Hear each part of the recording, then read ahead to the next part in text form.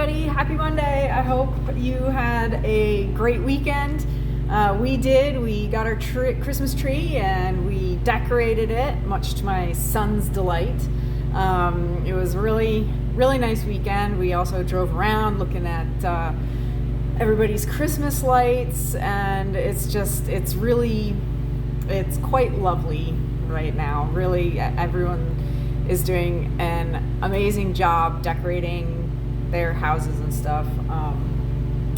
It's really fun. So anyway, last night I actually got a horrible night's sleep, and so I thought today that it would be a good opportunity to talk about sleep and how important it is. And I mean, anyone who hasn't gotten a good night's sleep or suffers from any sort of insomnia condition or whatever knows that it makes you feel horrible. And there's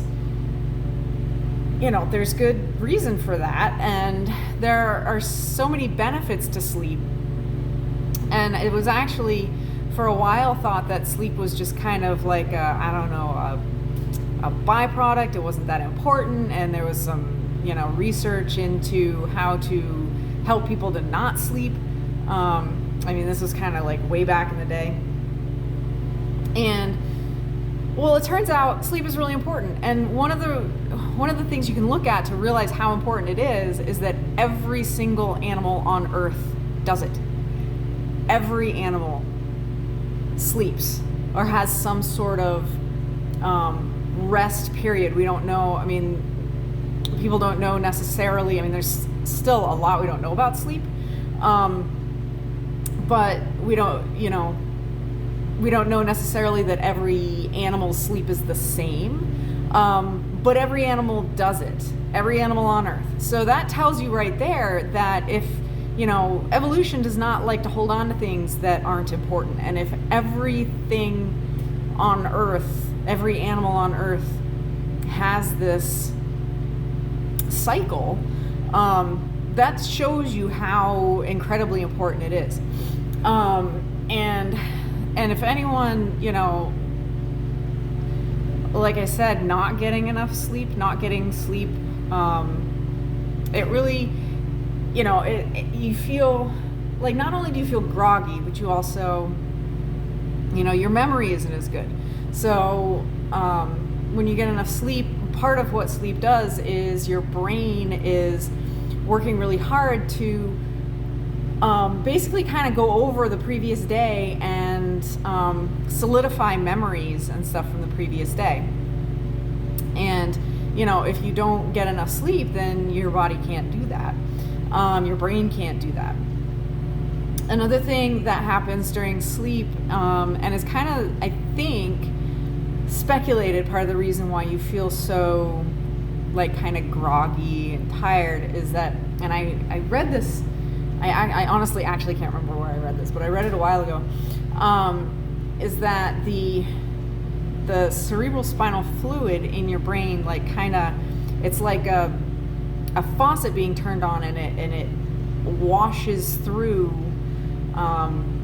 your brain and kind of cleans out, they were speculating, I think, in this particular article that I read, they were speculating the connection between lack of sleep and Alzheimer's. And the Alzheimer's, there's what they look at plaques in your brain, and this rushing through the cerebral spinal fluid through your brain at night while you're sleeping helps to kind of wash those out. So that's something that you might want to research a little bit more. I know like I said, I read it somewhere. I should probably do a little bit more research on that myself. But sleep is also really important in regulating hormones. So one of the reasons why people who don't sleep as well or don't sleep as much tend to gain weight and be heavier is because the hormones responsible for hunger are messed up. And I know that, like, I noticed it even last night, and one of the many times I was awake last night, I just got starving. I was starving. I didn't get up and I didn't eat anything. But, normally, you sleep through the night, and I normally get up and I go out and do chores, and then I eat breakfast afterwards. And I'm not usually that hungry. I eat breakfast after I get back in. But this morning I was famished. I still didn't eat breakfast until I got back in from doing the horse chores, but there's definitely a difference. It also lowers your immunity. If you aren't getting enough sleep, your immune system can't function the way it needs to. And also during sleep, your cells produce more protein. So if you're not getting enough sleep, you're not building muscle, you're not building, basically all the tissues in your body need protein. And so sleep is really that time to repair and reconstruct, any sort of damage that you accrued over the previous day and days. So, it's really, I could go on, it's really, really important. Now, unfortunately, a lot of people, myself included, have trouble sleeping. And I've done some things, in the past, like, few years that have helped a lot. I used to have a lot more trouble sleeping. I don't know what my problem was last night.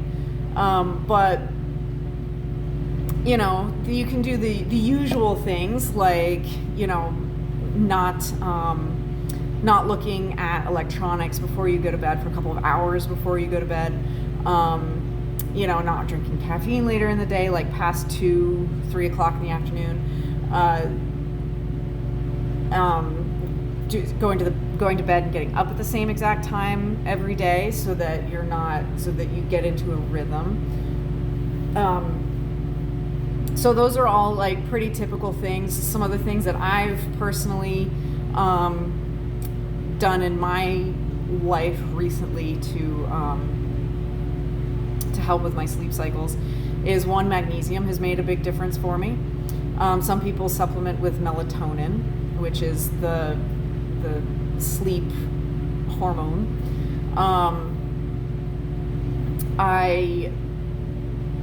I go back and forth between either reading before I go to bed or watching TV before I go to bed. Obviously, I know which is the better one, and I do notice a difference. If I read before going to bed, I sleep so much better, and I really should not even bother watching TV. I know a lot of people fall asleep with the TV on, and I sleep so much better without it, and I don't know why I keep doing it to myself. So, nobody's perfect. Another thing that I also recently started doing and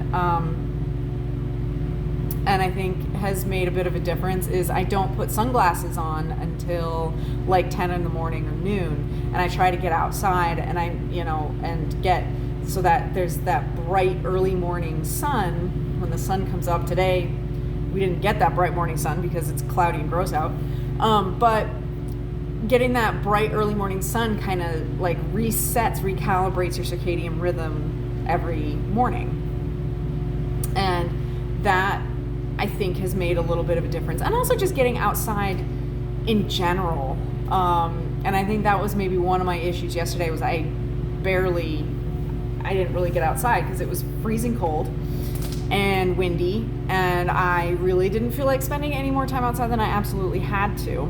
And I didn't have to do chores, so I hung around in bed for a little bit. So I think that kind of those things, and also not drinking alcohol before going to bed, because alcohol, while you think of it as like, oh, it puts me to sleep, but then what happens is when you're coming out of that, inebriated state or whatever you want to call it, it wakes you up. And I did have a few drinks yesterday, so that could have been part of the culprit. So there's a lot of things that you can do to help you sleep better. Those are just a handful. And another thing that I have noticed, and if you suffer from anxiety, sleep can really, or lack of it, can really heighten anxiety, can really heighten depression. which those two things like really kind of go hand in hand. And so it's really like I said, sleep is super, super important. And, we all should be striving to get, 7 or 8 hours of it every single night. And I know that that's kind of asking a lot. And, but I promise that if you do try to do that, you will feel so much better and you will be so much more productive during the day if you do that than if you try to lengthen how many hours you're productive. You'll be able to get much more done in a shorter amount of time if you sleep and you're alert and awake and ready for the day. So, like I said, I am not awake and alert and ready for today. I don't know if you can see it in my face. But yeah, so hopefully tonight, get a better night's sleep. And that's the plan. So I hope everyone gets some good rest and has a great rest of their day. If this video helped, please subscribe to my channel and share this video and hit the like button. And you can also find me on Facebook and Instagram and my new website, westfoldhnf.issa, ISSA certified trainer, there we go, .com. So please, I hope you all have a great day. Bye.